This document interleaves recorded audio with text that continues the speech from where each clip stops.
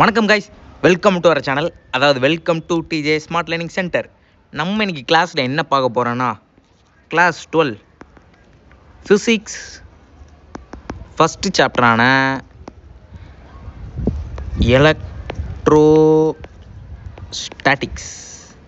Electrostatics பற்றி தாங்க பார்க்க போகிறோம்.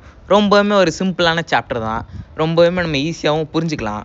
நிறைய நியூமரிக்கல்ஸும் இந்த சாப்டரை பொறுத்து வரும். வாங்க இன்றைக்கி என்னென்ன டாபிக்ஸ் பார்க்க போகிறோன்ட்டு நான் உங்களுக்கு ஷார்ட்டாக சொல்லிடுறேன். ஒரு குட்டி இன்ட்ரோ மாதிரி. எலக்ட்ரிக் சார்ஜஸ், கூலும்ஸ்லானா கூலும்னு ஒரு சயின்டிஸ்ட் நம்ம முன்னாடியே கேள்விப்பட்டிருப்போம். அவர் இயக்குன ஒரு லா தான் நம்ம பார்க்க போகிறோம். கூடவே எலக்ட்ரிக் ஃபீல்டு ஒரு குட்டி கான்செப்ட் நல்லா தெளிவாக பார்த்துருவோம். மிச்சம் இருக்கிற பெரிய தலைகள்லாம் நம்ம வரும் வீடியோக்கள், அதாவது வரும் பார்ட்ஸில் பார்த்துக்கலாம். கண்டிப்பாக இந்த பார்ட்ஸ்லாம் வரும். நீங்கள் இதை போய் நம்ம சேனலில் தேடிட்டு இருக்கிற அவசியமே இல்லை. நம்ம சேனல் நீங்கள் சப்ஸ்கிரைப் பண்ணி வச்சுக்கிட்டால் மட்டும் போதும். இந்த பார்ட்ஸ்லாம் உங்களுக்கு தேடி வந்துடும். ஓகே, ரொம்ப பேசாமல் வீடியோக்குள்ளே போயிடும் வாங்க. The origin of electric charges historically observed in ancient Greece 600 BC. அங்கே இங்கே போய் கடைசியில் நம்மளை 600 கிமுக்கே கொண்டு போயிட்டாங்க.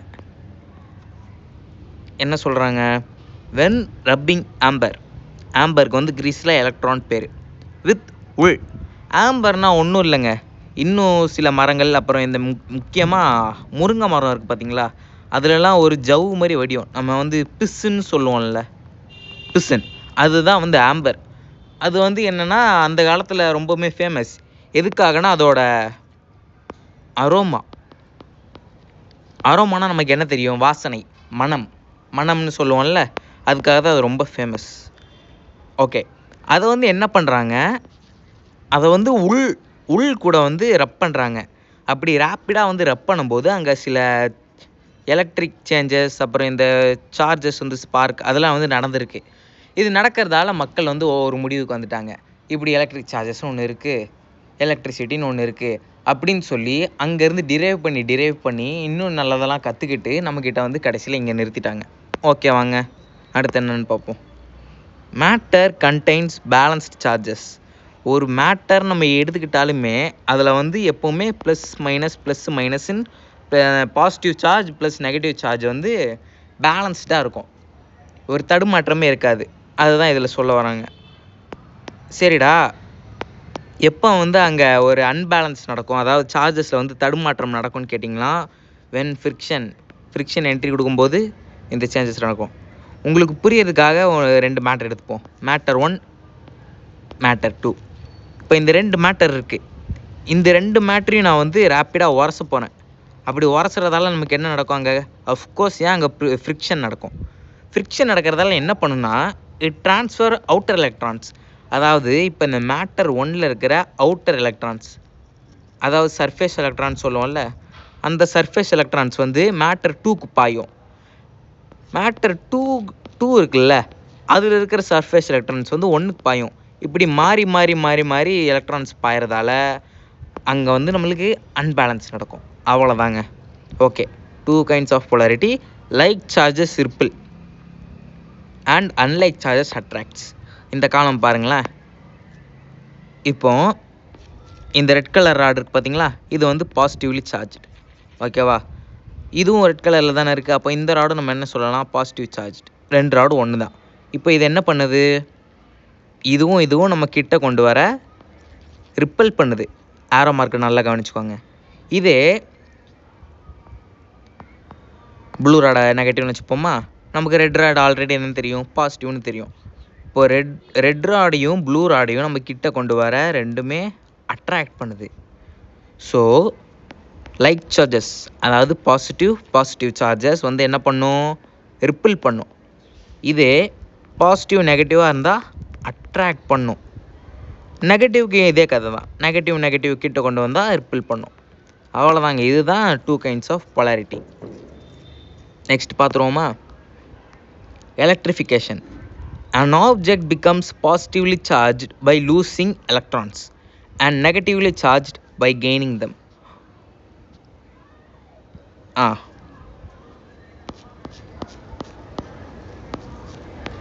இப்போ இது ஒரு ஆப்ஜெக்ட்னு வச்சுக்கோங்க. இப்போ இந்த ஆப்ஜெக்ட் வந்து எப்போ முழுசாக பாசிட்டிவாக இருக்கும், எப்போ முழுசாக பாசிட்டிவ்லி சார்ஜ்னு நம்ம சொல்லலாம் நீங்கள் கேட்டிங்கன்னா, இந்த ஆப்ஜெக்டில் இருக்கிற நெகட்டிவ்லி சார்ஜ்டு பார்ட்டிகல்ஸ் நம்ம எலக்ட்ரான்ஸ் இவங்கெல்லாம் வெளியே வந்துட்டால் தான் நமக்கு வந்து இந்த ஆப்ஜெக்ட் வந்து கம்ப்ளீட்லி பாசிட்டிவ் நம்மளால் சொல்ல முடியும். சப்போஸ் முழு முழு எலக்ட்ரோநெகட்டிவ் பார்ட்டிகல்ஸ்லாம் வெளியே வராமல் இன்னும் சில மிச்சதெல்லாம் உள்ளே இருந்துச்சுன்னா நம்ம அதை வந்து பாசிட்டிவ்லி சார்ஜுன்னு சொல்லவே முடியாது. இவ்வளோதாங்க, இதுதான் எலக்ட்ரிஃபிகேஷன். ஓகே, ஒரு செக் கொஷின் கொடுத்துருக்காங்க, அது என்னென்னு பார்ப்போமா? If you rub a glass rod with silk and the rod becomes positive. என்ன சொல்கிறாங்க? இது ஒரு கிளாஸ் ராடுன்னு வச்சுப்போமா? சில்க் வேறு கலர் எடுப்போம். இது வந்து ஒரு சில்க் கிளாத். இப்போ என்ன பண்ணுறாங்க, இந்த கிளாஸ் ராடோட இந்த சில்க் கிளாத்தை வந்து ரேப்பிடாக ரப் பண்ணுறாங்க. அப்படி ரப் பண்ணுறதால என்ன ஆகுதுன்னா, இந்த கிளாஸ் ராடு இருக்குது பார்த்தீங்களா, இது வந்து பாசிட்டிவ்லி சார்ஜாக மாறிடுதான். நமக்கு தெரியும் இது என்ன விஷயம்னு. Did it create new positive charge or lose negative ones? இப்போ இந்த கிளாஸ் ராட் பாசிட்டிவாக மாறினதால இது வந்து உள்ளேருந்து பாசிட்டிவ் சார்ஜை வந்து க்ரியேட் பண்ணிச்சா இல்லை நெகட்டிவ் ஒன்ஸ் எல்லாம் வெளியே வந்து லூஸ் பண்ணிச்சான்னு நமக்கு கேட்குறாங்க. நமக்கு அஃப்கோர்ஸ் என்ன தெரியும், லூஸ் நெகட்டிவ் ஒன்ஸ் தான் கரெக்ட். ஏன்னா இந்த கிளாஸ் ராடை வந்து நம்ம சில்க் கிளாத்தோட ரப் பண்ணும்போது இந்த கிளாஸ் ராடில் இருக்கிற எலக்ட்ரோநெகட்டிவ் பார்ட்டிகல்ஸ்லாம், அதாவது நம்ம எலக்ட்ரான்ஸ்லாம் இந்த silk கிளாத்துக்கு பாஞ்சிரும்.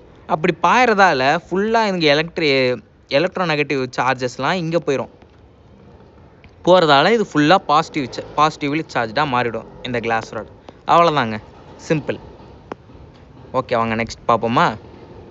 Dual nature of charge. Positive சார்ஜுக்கு சோர்ஸ் என்ன? புரோட்டான்ஸ். அதோட மெக்கானிசம் என்னென்னு பார்ப்போமா?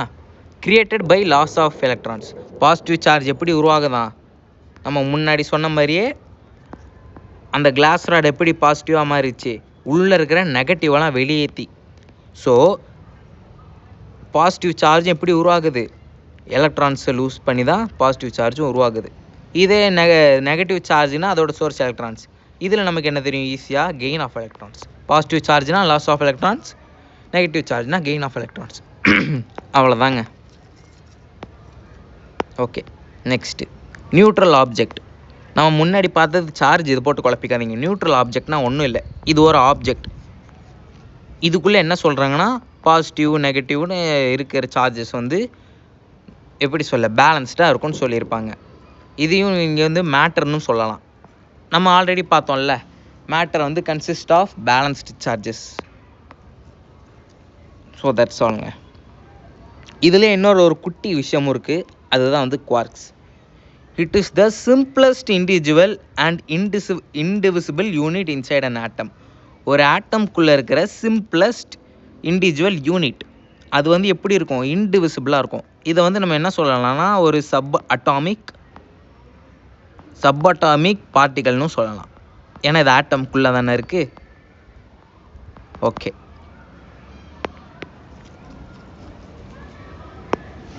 we can simply refer the mass building blocks used for constructing protons and neutrons. ப்ரோட்டான்ஸையும் நியூட்ரான்ஸையும் இந்த குவார்க்ஸால் தான் உருவாக்கியிருக்குங்க. இது வந்து தெரிஞ்சக்கூடிய ஒரு விஷயம். குவார்க்ஸ்லேயும் 2 டைப்பும் இருக்குது. என்ன 2 டைப்? ஒன்று வந்து அப் குவார்க்,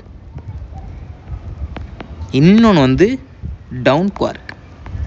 ரொம்பவுமே ஒரு சிம்பிளான விஷயம் தான் சொல்கிறேன் பாருங்கள். சின்ஸ் இது இந்த குவார்க்ஸால் தான் புரோட்டான் நியூட்ரான் ரெண்டுமே உருவாகி இருக்குங்கிறதால புரோட்டானோட கன்ஸ்ட்ரக்ஷனை வந்து பார்ப்போம். ஒரு புரோட்டான் எப்படி கன்ஸ்ட்ரக்ட் ஆகியிருக்குன்னா 2 அப் குவார்க்ஸ் ப்ளஸ் 1 டவுன் குவார்க். இதுக்கு என்ன அர்த்தம்னா, அப் குவார்க்கோட வேல்யூ வந்து பார்த்திங்கன்னா 2/3 ஆஃப் எலக்ட்ரான். அதாவது பேசிக் சார்ஜ் நமக்கு என்ன தெரியும்? 1.6 into 10⁻⁻19. இதை அப்படியே ஒரு பக்கம் வச்சுக்கோங்க, இதை இப்போதைக்கு மறந்துடுங்க. இப்போ ஒரு எலக்ட்ரானை வந்து ஒரு 3 பங்காக பிரித்தோன்னா அதில் 2 பங்கு, அந்த 3 பங்கில் வந்து 2 பங்கு தான் இந்த அப் குவார்க். அதே மாதிரி டவுன் குவார்க்னா நெகட்டிவ் ஆஃப் 1/3 ஆஃப் இ எப்படி இருக்குது, நெகட்டிவ்லி சார்ஜாக இருக்குது, இது வந்து பாசிட்டிவ்லி சார்ஜாக இருக்குது. ஓகேங்களா? அதே மாதிரி தான் ஒரு எலக்ட்ரானை வந்து நம்ம 3 இதுவாக பிரிக்கும்போது 3ல் 1 பங்கு அதுவும் எப்படி நெகட்டிவ் சார்ஜ். தட்ஸ் ஆல்ங்க. இப்போ நம்ம முன்ன பார்த்த மாதிரி என்னது, புரோட்டானுக்கு வந்து 2 அப் குவார்க் 1 டவுன் குவார்க். கூட நமக்கு என்ன தெரியும், ஒரு புரோட்டானோட சார்ஜ் வந்து +1 ஆஃப் எலக்ட்ரான்ஸ். ஓகேங்க, உள்ள சப்ஸ்டியூட் பண்ணலாமா? 2/3 ஆஃப் இ ப்ளஸ் 2/3 ஆஃப் இ, ஏன்னா 2 அப் குவார்க்ஸ், ப்ளஸ் மைனஸ் 1/3 ஆஃப் இ, ஏன்னா 1 டவுன் குவார்க்கில். இப்போ நமக்கு இதை ஆட் பண்ணால் என்ன வரும், 4 electrons by 3 plus minus 1 of electrons by 3, which is equal to 3/3 of E, which is equal to plus 1 E. வந்துருச்சா நமக்கு புரோட்டானோட சார்ஜு? அதே மாதிரி இப்போ நியூட்ரான்ஸ் பார்ப்போம். நியூட்ரான்ஸோட கன்ஸ்ட்ரக்ஷன் அப்படியே இதோட வைஸ் வர்ஸா, அதாவது 1 up quark plus 2 down quark. So நமக்கு என்ன தெரியும், 1 அப் குவார்க்னா 2/3 of e plus 2 down quark, அப்போது -1/3 ஆஃப் இ ப்ளஸ் அகெயின் ஒரு -1/3 ஆஃப் இ. இப்போ இதை கொண்டு வாங்க பார்க்கலாம். 2/3 of e minus 2/3 of e which is equal to 0. இன்னும் பார்த்த மாதிரியே நியூட்ரானோட சார்ஜ் என்ன, 0 வந்துருச்சா? அவ்வளோதாங்க, தட்ஸ் ஆல். இது ஒரு சிம்பிளான ஒரு கான்செப்ட்டு. இதை மண்டையில் ஏற்றி வச்சுக்கிறது நமக்கு ரொம்பவே நல்லது. ஓகே, வாங்க கோர் கான்செப்டுக்குள்ளே போயிடலாம். இது நம்ம ஆல்ரெடி பார்த்தது தானே, இது நமக்கு நல்லாவே தெரியும். பாசிட்டிவ் ரிப்பிள் பண்ணும், நெகட்டிவும் ரிப்பிள் பண்ணும், பட் பாசிட்டிவ் நெகட்டிவ் அட்ராக்ட் பண்ணும். சரி வாங்க, இப்போ இந்த எலக்ட்ரிக் சார்ஜஸ் இருக்குல்ல, இதோட ப்ராப்பர்ட்டிஸ்லாம் ஒன்று ஒன்றா பார்த்துருவோம். மொத்தமாகவே 3 ப்ராப்பர்ட்டி தான், சிம்பிளாகவே பார்த்துருவோம். First one, additivity of charges. அதாவது ஒன்றும் இல்லைங்க, the total charge of a system is the algebraic sum of all individual charges inside it. Charges are scalar quantities. ஓகேங்க, இது ஒரு ஐசோலேட்டட் சிஸ்டமா? இந்த சிஸ்டம்குள்ளே 3 சார்ஜ் இருக்கிற மாதிரி நம்ம கொடுத்துருக்காங்க. என்னென்னது, +3Q -2Q +4Q. ஓகேங்களா?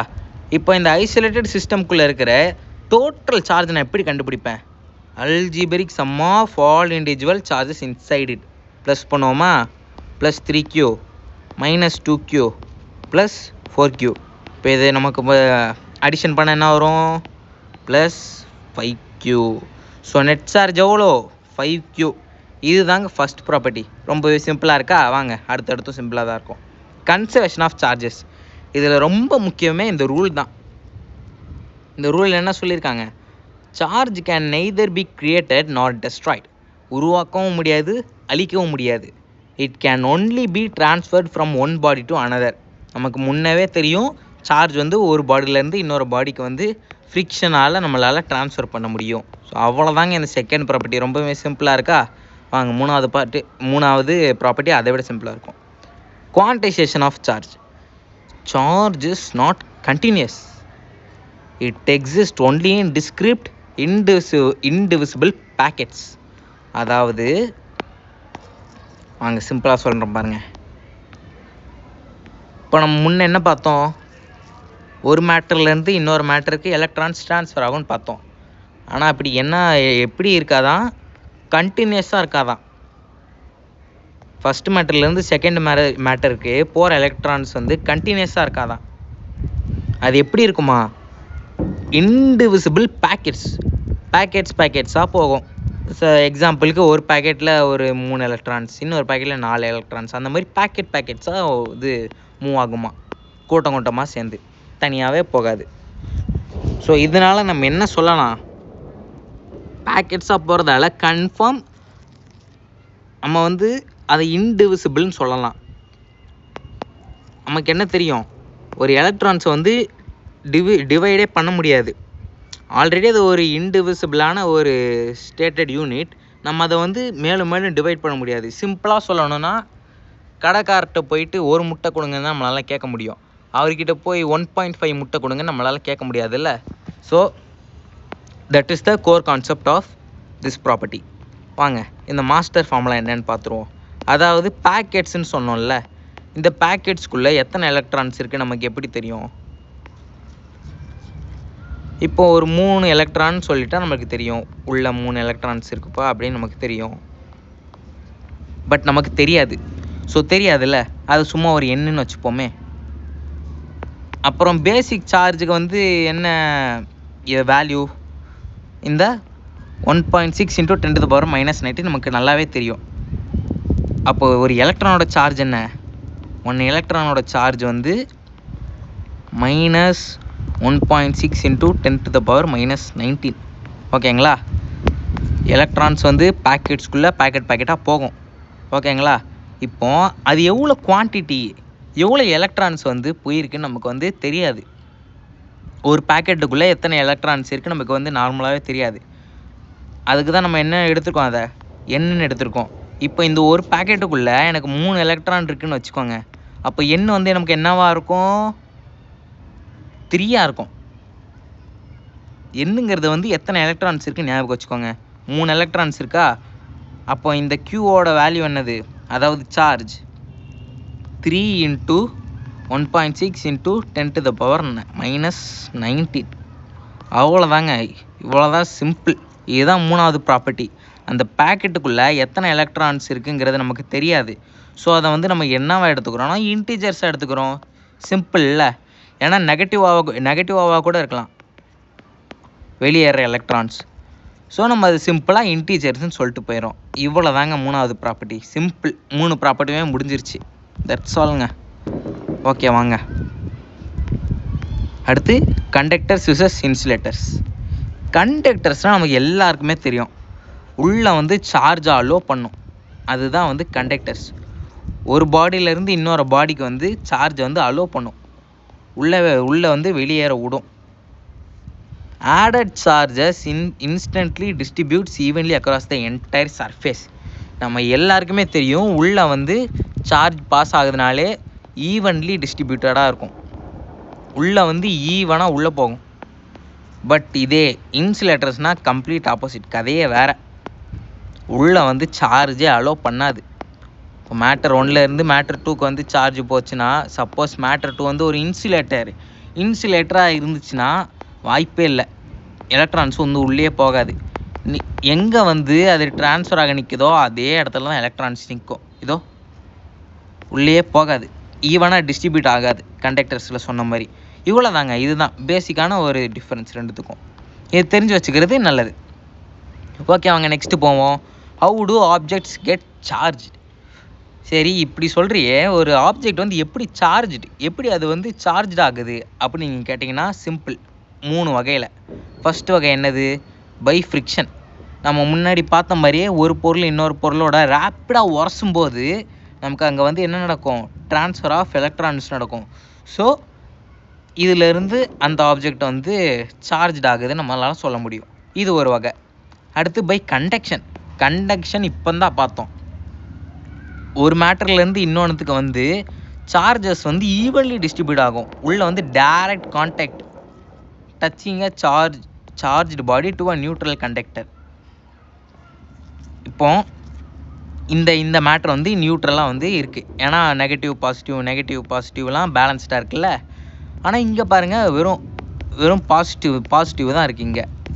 ஸோ இதிலேருந்து இதுக்குள்ளே போகும்போது ஈவன்லி டிஸ்ட்ரிபியூட் ஆகும். பாசிட்டிவ் நெகட்டிவ்லாம் நல்லிஃபை ஆகி ஈவன்லி டிஸ்ட்ரிபியூட்டாக உள்ளே போகும்.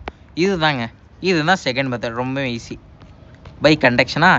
Next induction. இது வந்து கொஞ்சம் புரிஞ்சுக்கிறது கஷ்டம். இப்போ இந்த கிளாஸ் ராடில் வந்து பாசிட்டிவ் சார்ஜஸ் இருக்கா, இது வந்து ஒரு ஃபோர்ஸை வெளிப்படுத்தும்.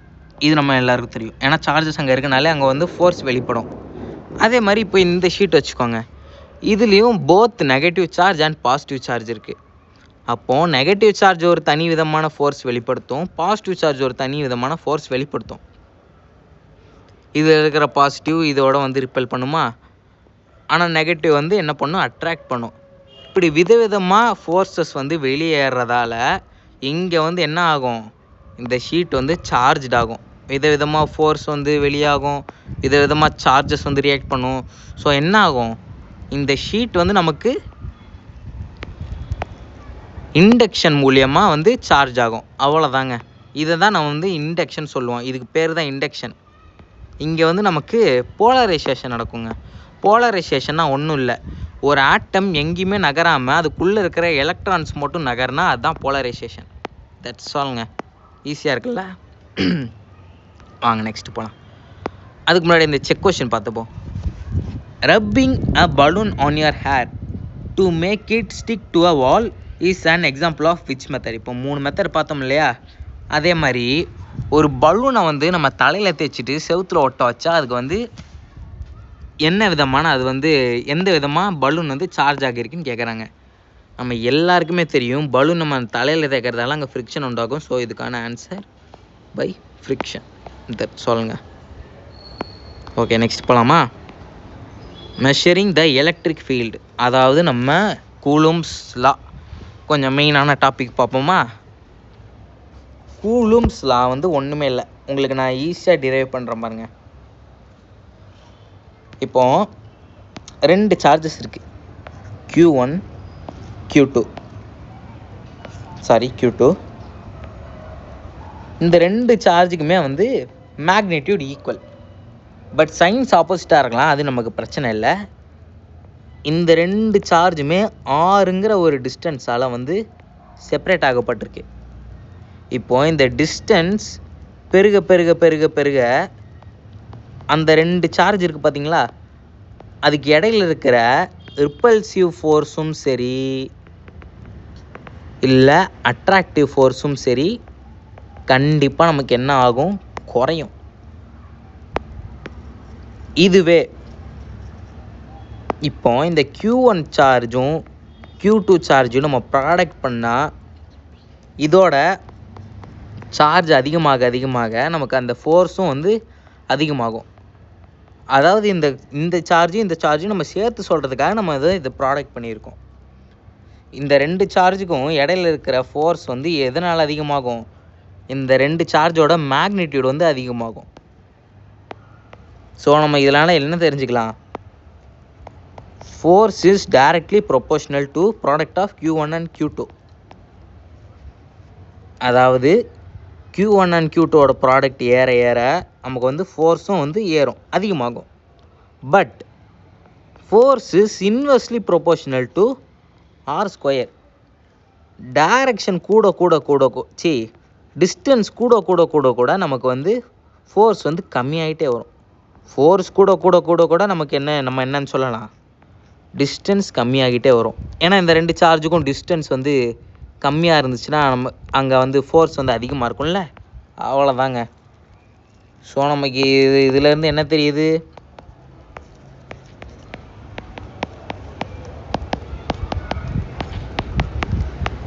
ரெண்டுத்தையும் ப்ராடக்ட் பண்ணலாமா. F directly proportional to Q1 Q2 into 1/R². This implies F is directly proportional to Q1 Q2 divided by their distance squared. அவ்வளோதாங்க. இப்போ இதுக்கு வந்து ஒரு ப்ரொபோர்ஷனாலிட்டி கான்ஸ்டன்ட் நம்ம யூஸ் பண்ணுவோம். அந்த கான்ஸ்டன்ட் தான் F equal to K. இதுக்கு பேர் என்னன்னு பார்த்தீங்கன்னா பெர்மிட்டிவிட்டி ஆஃப் ஸ்பேஸ். இதை பற்றி நம்ம டீட்டெயில்டாக இன்னும் ஹையர் கிளாஸஸில் படிப்போம். இப்போ வந்து நம்ம பார்த்துக்கிறதுல ஒன்றும் பிரயோஜனம் இல்லை, இது தெரிஞ்சு வச்சுக்கிறது நல்லது.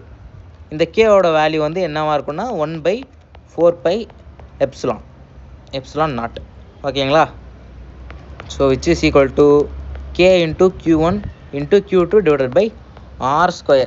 அவ்வளோதாங்க. இதை தான் நம்ம கூலும் லா வந்து சொல்ல வருது. இதை பார்த்தோன்னே நமக்கு 11th படித்த ஒரு கான்செப்ட் நாங்கள் வரும், அதுதான் கிராவிடேஷன். கிராவிடேஷன் தெரியும்ல, force equal to G1 into M1 M2 by distance square. சிமிலராக இருக்குல்ல, இது சும்மா எக்ஸ்ட்ரா இன்ஃபர்மேஷன் தான். அவ்வளோதாங்க. இதுதான் நம்ம கூலும்ஸ் லா, இதுதான் நம்ம தலைவர் வந்து சொல்லியிருக்காரு. இவ்வளோ தான். ரொம்பவுமே ஒரு பேசிக்கான ஃபார்முலா. இது நமக்கு நிறைய நியூமரிக்கல்ஸில் உதவும். கூடவே இந்த பெர்மிட்டிவிட்டி ஆஃப் ஸ்பேஸோட வேல்யூ வந்து அக்யூரேட்டாக சொல்லணும்னா 854 × 10⁹ இது தாங்க சும்மா அக்யூரேட்டாக சொல்ல போனால் வேல்யூ. ஸோ கேவோட வேல்யூ என்ன வரும்? 1/4πε0. இதுக்கும் ஒரு அக்யூரேட்டான வேல்யூ என்ன சொல்கிறாங்கன்னா 9 × 10⁹. இது வந்து நம்ம நிறைய நியூமரிக்கல்ஸில் யூஸ் பண்ணலாம். அதாவது இந்த கேன்னு வர்ற இடத்துல, இதோ இந்த இடத்துல. ஸோ அவ்வளோதாங்க கூலம்ஸில். நெக்ஸ்ட் போகலாமா? நெக்ஸ்ட் நமக்கு ஒரே ஒரு டாபிக் தான் இருக்குது இந்த பார்ட்டில். அது என்னென்னா எலக்ட்ரிக் ஃபீல்டு. எலக்ட்ரிக் ஃபீல்டு பார்க்கறதுக்கு முன்னாடி ஒரு எக்ஸாம்பிள் கொஸ்டின் பார்த்துருவோமா? According to this geometry what happens to the electric force if the distance is tripled, அதாவது 3r. நமக்கு நார்மலாக என்ன தெரியும்? Force equal to K Q1 Q2 /r². இது வந்து எதுக்கு? R வந்து நார்மலாக சும்மா R, பேசிக் டிஸ்டன்ஸ்னு வச்சுக்கோங்க. இதே இந்த R வந்து நமக்கு 3 தடவை கூடுது, ட்ரிப்பிள் ஆகுது, which is equal to 3r. இந்த R வந்து சப்போஸ் 3r மாறிடுச்சுன்னா நமக்கு ஃபோர்ஸில் வந்து எந்த விதமான விளைவுகள் இருக்கும் அப்படின்னு கேட்குறாங்க. ஸோ நம்ம கூலம்ஸ் தலைவர் சொன்ன லாவில் போட்டு பார்த்துருவோமா? ஸோ புது force equal to K × Q1 Q2 எத்தனை மடங்கு ஆகிருக்கு? 3 மடங்கு அதிகரிச்சிருக்கு, ஸ்கொயர் எப்பவும் போல். F' equal to K Q1 Q2. 3 square என்னது? 9 × r², அதே 6. நமக்கு இதில் என்ன தெரியுது? இது வந்து நம்ம பழைய ஃபோர்ஸா? அதாவது இந்த K × Q1 × Q2 /r² வந்து நமக்கு பழைய ஃபோர்ஸு. ஸோ புது ஃபோர்ஸ் ஈக்குவல் டு பழைய ஃபோர்ஸ் மிச்சம் என்ன லெஃப்ட் அவுட் ஆகிருக்கு? 9. ஸோ புது ஃபோர்ஸ் எப்படி இருக்குன்னா, பழைய ஃபோர்ஸே 9 வாட்டி பிரித்தா தான் நமக்கு வந்து புது ஃபோர்ஸே வருது. அவ்வளோ கம்மியாயிருச்சு. ஸோ இதுலேயே நமக்கு என்ன தெரியுது? டிஸ்டன்ஸ் வந்து 3 மடங்கு ஆகிறதுக்கே நமக்கு எவ்வளோ குறைஞ்சிருச்சு பாருங்கள். F/9 வந்துருச்சு. அப்போ அந்தளவுக்கு ஃபோர்ஸுக்கும் டிஸ்டன்ஸுக்கும் இருக்கிற ரிலேஷன் வந்து கொஞ்சம் இம்பார்ட்டண்ட்டானது. ஓகே வாங்க நெக்ஸ்ட்டு அவ்வளோதான். கடைசி எலக்ட்ரிக் ஃபீல்டு ரொம்பவுமே சிம்பிளுங்க. Physical space surrounding a charge where its electrical influence can be felt by another charge entering the space. இப்போ நார்மலாக ஒரு ஸ்பேஸ் இருக்குது, அங்கே வந்து நீங்கள் ஒரு பவர்ஃபுல் சார்ஜ் வைக்கிறீங்க. இதுதான் இந்த சார்ஜ்னு வச்சுக்கோங்களேன். ஒரு புது சார்ஜ் நீங்கள் உள்ளே கொண்டு வரும்போது அந்த சார்ஜாலே பழைய சார்ஜ் இருக்கிறத வந்து சென்ஸ் பண்ண முடியும். அது எப்படி சென்ஸ் பண்ண முடியும்? அது சுற்றி ஒரு எலக்ட்ரிக் ஃபீல்டு உருவாகியிருக்கும். அந்த ஃபீல்டு இருக்கிறதால தான் இப்போ புது சார்ஜ், அதாவது நம்ம டெஸ்ட் சார்ஜ்னு சொல்லுவோம். அந்த டெஸ்ட் சார்ஜ் எப்படி ஃபீல் பண்ணுதுன்னா அந்த எலக்ட்ரிக் ஃபீல்டால் வந்து ஃபீல் பண்ணுது. இது தாங்க நம்ம எலக்ட்ரிக் ஃபீல்டோட டெஃபினிஷன். இதோட ரெப்ரசன்டேஷன்ஸ் பார்ப்போம் வாங்க. Mathematically defined as the electric force experienced per unit positive test charge placed at the location. என்ன சொல்கிறாங்கன்னா, இப்போ அந்த டெஸ்ட் சார்ஜ் இருக்குது பாருங்கள், அது வந்து பெர் யூனிட் சார்ஜ் அதாவது Q0க்கு எவ்வளோ ஃபோர்ஸ் வந்து அது வந்து உணருது, எவ்வளோ ஃபோர்ஸ் அது வந்து எக்ஸ்பீரியன்ஸ் பண்ணுதோ அதுதான் நம்மளோட எலக்ட்ரிக் ஃபீல்டோட வேல்யூ. அவ்வளோதாங்க, இவ்வளோதான் சிம்பிள். ஃபார்முலாவே வந்துருச்சு பாருங்கள் நமக்கு டெஃபினிஷன் வச்சு. Electric field of a point charge பார்ப்போம். அதாவது ஜஸ்ட் சும்மா ஒரு Q. இதுக்கு வந்து நமக்கு என்ன தெரியும்? இருங்க டிரைவ் பண்ணிடலாமா? எலக்ட்ரிக் ஃபீல்டு ஈக்குவல் டு என்ன சொல்லியிருக்கான்? K × Q/r². இதோ இங்கே சொல்லியிருக்காங்களா? எதனால்? நமக்கு வந்து என்னென்னு தெரியும்? எலக்ட்ரிக் ஃபீல்டு வந்து ஃபோர்ஸ் பை Q0. இன்னொன்று என்ன தெரியும்? கண்டிப்பாக அந்த டெஸ்ட் சார்ஜோட டெஸ்ட் சார்ஜோட ரெப்ரசன்டேஷன் வந்து Q0. ஸோ ஃபோர்ஸ் ஆக்டிங்கில் வந்து கண்டிப்பாக Q0ம் ஒரு சார்ஜாக தான் வந்து இடம்பெறும். ஸோ நம்ம வந்து கூலம்ஸ்லா போட்டு பார்ப்போமா?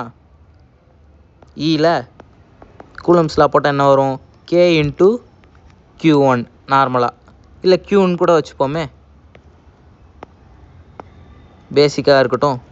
Q இன்ட்டு எதோடது? அந்த Q0, அந்த டெஸ்ட் சார்ஜோட ரெப்ரசன்டேஷன்.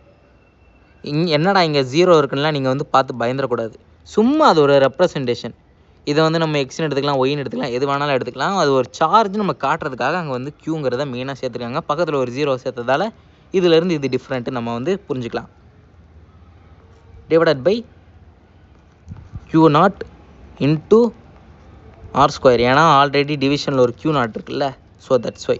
ஸோ இந்த Q0ம் இந்த Q0 கேன்சல் ஆகி நமக்கு என்ன ஒரு electric field equal to KQ/R². So ஒரு சிங்கிள் பாயிண்ட் சார்ஜ் எவ்வளோ எலக்ட்ரிக் ஃபீல்டு ஃபீல் பண்ணுதோ அது நம்ம எப்படி கண்டுபிடிக்கலாம்? அந்த எலக்ட்ரிக் ஃபீல்டை இந்த ஃபார்முலா போட்டு கண்டுபிடிச்சிடலாம். So that's all guys. அவ்வளோதான், 3 டாப்பிக்கும் ஓவர். மிச்சம் இருக்கிற டாபிக்ஸை நம்ம வரும் பார்ட்டில் பார்க்கலாம். பார்ட் 2ல் கண்டிப்பாக பார்க்கலாம். So let's keep learning. படிக்கிறத படிச்சுக்கிட்டே இருப்போம், படித்து கொண்டே இருப்போம். இன்னும் நீங்கள் நிறைய நம்ம சேனலில் பார்க்குறதுக்கு ஆவலோடு இருங்க. கூடவே நம்ம சேனலுக்கு வந்து வெப்சைட்டும் இருக்குது. நம்ம யூடியூப்பில் பார்க்காததெல்லாம் நிறையா நம்ம வெப்சைட்டில் இருக்கும். இந்த வெப்சைட் லிங்க் வந்து நம்ம டிஸ்கிரிப்ஷனில் கொடுக்குறோம். கூடவே நம்ம சேனலில் வந்து காண்டாக்ட் பண்ணணும்னு நினச்சிங்கன்னா காண்டாக்ட் நம்பரும் இருக்குது. இதுவுமே நம்ம டிஸ்கிரிப்ஷனில் கண்டிப்பாக கொடுத்துருவோம். ஸோ படிக்கலாம். Let's keep learning. மறக்காமல் நம்ம சேனலை வந்து சப்ஸ்கிரைப் பண்ணிடுங்க, லைக் பண்ணிடுங்க, ஷேர் பண்ணிடுங்க, நல்லா சப்போர்ட் பண்ணிடுங்க. Okay guys, thank you.